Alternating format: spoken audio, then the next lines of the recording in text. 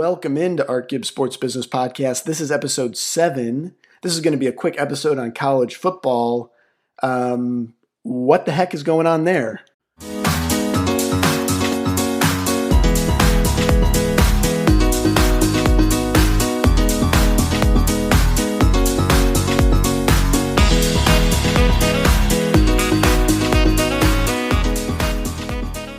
All right, so college football. We're going to kind of jump right in here on a quick podcast. Like I mentioned, there's a lot going on in college football right now, so we figured it would be kind of a timely thing. As I've been reading the news and stuff like everybody else, I started to have some questions about what was going to happen and where the leverage sat and what the business really kind of looked like. And so I kind of had some questions, went and did some research, had a few conversations, and this is just kind of a quick little synopsis of what came from that. We may have a follow-up here with some more conversation, but just kind of wanted to put this out here and we'll go from there. And I want to just kind of say at the beginning, this is not a podcast about the virus or about the health concerns with the virus. That's something for the CDC and the experts. But what's interesting here from a business perspective is what the virus has kind of washed away and uncovered in college football that's really always been there, but is now really coming to the forefront. So we'll kind of jump right into it. College football has always been the moneymaker for college sports. When I was in college, we had a football team that was 2-10. It was a Division I team, but not a Power 5 conference member, and a basketball team that was ranked 2 in the entire country out of all the Division I teams. The stadium was packed at the basketball games, nearly 18,000 people per game, many more home games.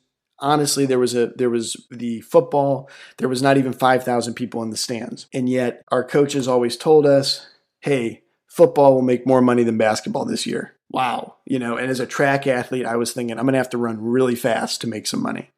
If you run through the Forbes list and look at the nation's most profitable football programs, there are several football programs that spit off nearly $100 million per year to other sports and other programs within the school. With the top 25 list, no one is below $27 million in profit that they spit off to other sports. So how does that compare to other sports within a school? Well, really, it doesn't compare at all. There's a few basketball programs that produce some pretty good money, but other than that, there's not much. So even in basketball, if you look at the most profitable college basketball programs, again, according to Forbes, Kentucky and Louisville top the list at $31.2 million and $29.2 million respectively. And then by the time you get down to Duke at number 8, you're down to $14.6 million in profit. And then by the time you're getting down to Alabama and Texas at number 19 and 20, you're below $5 million and below $1 million respectively. And that's based on a trailing 3-year average, and both the football and basketball numbers are according to Forbes. Those numbers for basketball, those top teams are not too shabby, but they're nowhere near football. Again, for context, those are the top 20 basketball teams. And if you look at just Texas's case, Texas, who's ranked number 2 in football, has a football program that's averaged nearly $92 million in profit per year over those last 3 years. And Texas is a big school, and it's in a big conference, and its basketball team is pretty good, and yet the football team produces 92 times what their basketball program produces. So it really doesn't compare. Like I said, there's about 10 college basketball programs that make any significant money, and then beyond that, it's all football. Now we come to the current predicament. And what really got me interested was that it looks like it's shaping out in this SEC and company versus Big Ten and company power struggle. It reminds me a bit of the FOCA and FISA battles in Formula One. And shameless plug, you can go listen to podcast episode number 5 if you have interest there. So you've got this power battle, but what is conspicuously absent in this power battle is the NCAA. And so I'm thinking, as a former college athlete who all you heard was NCAA, all of this kind of stuff, in this huge battle that we're talking about on whether we're going to have college football, not have college football, conspicuously absent is the NCAA. Theoretically, the NCAA is in charge. In March, when they stopped the NCAA tournament, that was it, basically. College basketball was done. Now, sure, they were further along in their regular season, and again, setting aside the differences in the virus and things like that, it was over pretty quick. it was pretty much done. And now we have high school sports going and pro sports starting up, and yet we've got conferences deciding whether they play or not in college football. So where is the NCAA in this? Who has the leverage? It can be answered a little bit in the fact that the NCAA does not administer the college football playoff. The conferences themselves put on their conference tournaments or their conference championships for football. So football is already slightly different. The NCAA, if you look at other sports, the NCAA basically controls the other sports, but has very little leverage and control over the biggest money-making sport in college football. So in all other sports, the NCAA crowns the national champion, puts on the national championship, but again, in college football, it doesn't. And so it already is a little separate. And, Colin Cowherd suggested that the college football needs a czar. It's a professional sport. It needs to split off from the other sports and have one person in control or one entity in control. And, that's an interesting thing to dive into. Now, who has the leverage? What's going on there? Well, it seems that TV is key, as it is in many sports. John Malone cited in his annual CNBC interview with David Faber, he said, content is king in the new viewing landscape, but not necessarily in the traditional studio sense that makes movies or one-off content and then struggles to negotiate the tail revenue with the distributor, whether that distributor is the traditional cable TV or the bundle over the top. Sports content, on the other hand, is a different thing. It's basically the thing holding the traditional cable bundle above water. It's unique, it's ever-changing, and like John Malone's purchase of Formula One shows, he has a big conviction there, and there's big money going for these sports leagues or franchises. That'll be in an upcoming podcast. We'll talk more about John Malone and Formula One for those who are interested. With sports, the viewers who want sports have to have them. There's no substitute.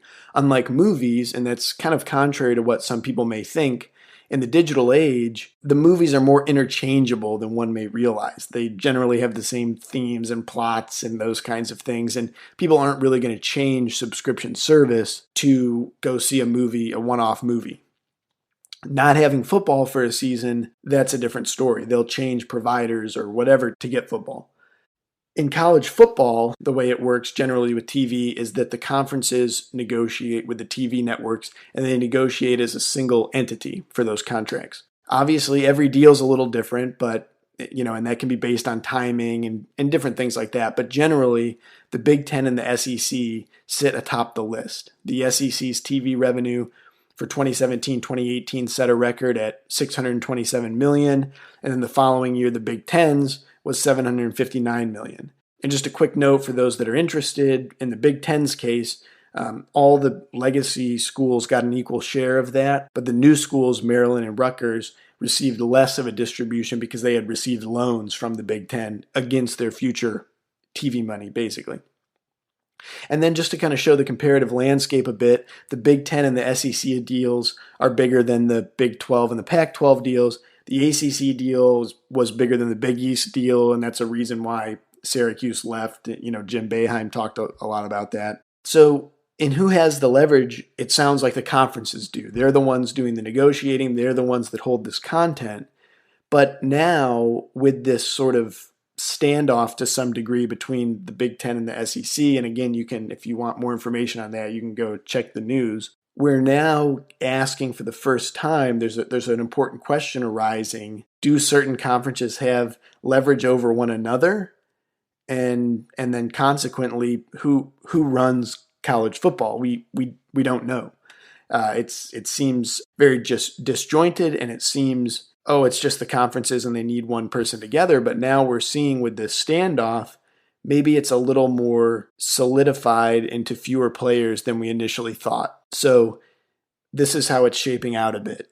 Big Ten and Co. versus SEC and Co.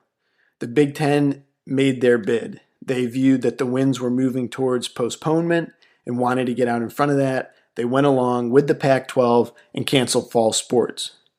Now, that's a bit of a risky move because although the winds are moving in that direction, if they don't go all the way that way and the SEC, stands up and plays football, and so does the Big 12 and the ACC, then that would be a pretty disastrous situation for the Big Ten, most likely. And the SEC would solidify its place at the top, especially if the season's played without major health incidents, which of course is an if and a hope. Now, as of a few days ago or yesterday, the NCAA canceled all fall championships. So that's certainly a blow to some degree for the SEC, although it doesn't directly affect college football, as we mentioned. But now, there's this awkward, they've got to figure out the postseason for all these other sports that are non-money making sports. Like I said, I was a part of those. They're great, but they're non-money making. And then that kind of potentially makes their season a little more difficult and a little more awkward. So it's very interesting now to see these players solidify into almost two fronts, this Big Ten and co, SEC and co. And who knows what will happen in this kind of ever-changing and unprecedented time, but it's a very interesting question on what the future of the multi-billion-dollar sport of college football will look like after this power struggle goes through. Will there be some consolidation and negotiating with the TV networks? Where will the rivalries fit in? A lot is unknown. But one thing you can be sure of is if the SEC and the Big 12 and the ACC are all forced to cancel fall sports, the Big Ten and their commissioner will look like first in line to be the czar that Cowherd was asking for. Thank you. Again, that was just a quick, short podcast. And like I said, we'll probably follow up. Thank you.